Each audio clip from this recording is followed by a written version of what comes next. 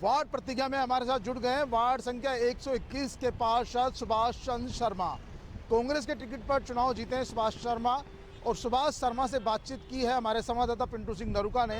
पिंटू सिंह नरूका ने जाना कि आखिरकार सुभाष चंद्र शर्मा ने जनता जनार्दन से क्या वायदे किए थे और उन वायदों को पूरा करने के लिए वो A1 टीवी पर क्या प्रतिज्ञा कर रहे हैं और इस प्रतिज्ञा को कैसे निभाएंगे।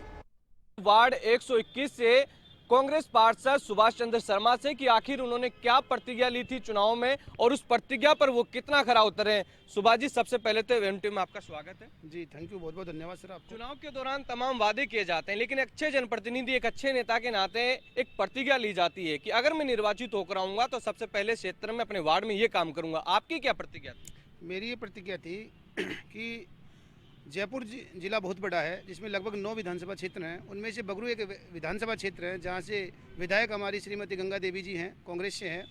हमारा क्षेत्र अधिकांश रूरल एरिया है, ग्रामीण क्षेत्र है, जहां आज भी भौगोलिक दृष्टि से यदि देखा जाए तो ग्रामीण ही है। वहाँ किसी प्रकार की कोई फैसिलिटी नहीं है। आज अगर आप मैं तो आज निर्वाचित होकर आया हूँ, तो मैं जब उस दृष्टि से उसको देखता हूँ तो हमारे तो 0% कार्य हुए हैं।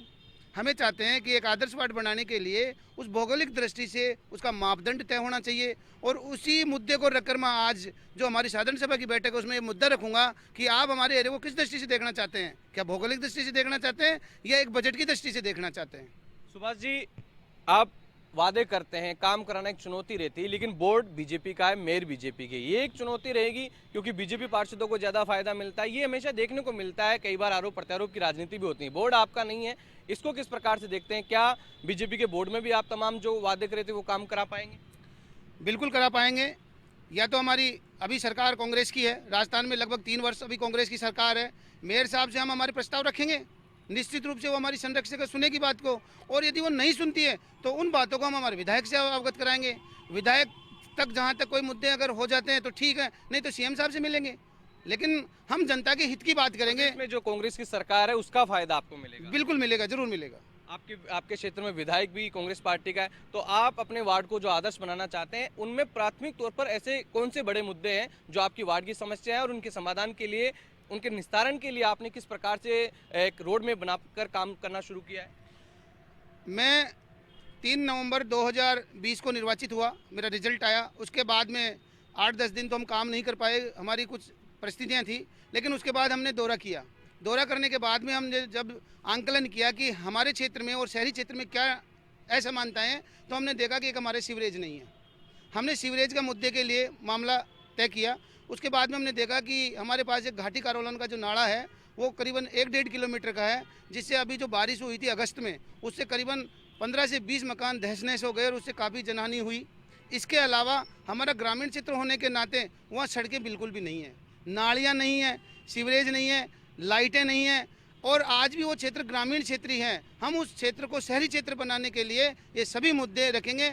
इसके अलावा मैंने प्रयास किया कि मैंने मेरी डिजायर पे विधायक महोदय को दिया। विधायक महोदय ने मेरी डिजायर लिख के मेरे साथ अटैच करके मैंने जेडीसी से मिला। जेडीसी को मैंने सीवरेज का मुद्दा उठाया, जेडीसी को मैंने घाटी करोलन का मुद्दा उठाया, जेडीसी को मैंने नाले और नालियों के लिए मुद्दा उठाया, और यहाँ तक कि मैंने रोडों के लिए भी मुद्दे उठाए।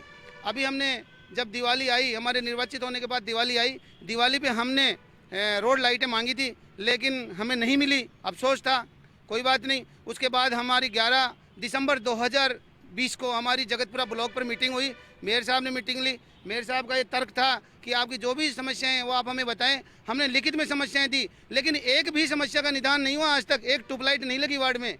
इसलिए आज वो सभी मुद्दे हम बिल्कुल विचार करके आए हैं और रखेंगे। तो ये है कांग्रेस पार्षद सुभाष चंद्र शर्मा। इनके वार्ड में खासतौर पर जो सबसे बड़ी समस्या है बगरू विधानसभा क्षेत्र में आता है और ग्रामीण इलाके में आता है। ऐसी स्थिति में ग्रामीण इलाके के इस वार्ड को शहरी स्वरूप देना इनके सामने चुनौती है, और इन्होंने प्रतिज्ञा ली थी कि अगर वो निर्वाचित होकर आते हैं तो ये जो ग्रामीण इलाके जैसे दिखने वाला वार्ड बहुत जल्दी शहरी स्वरूप में नजर आएगा।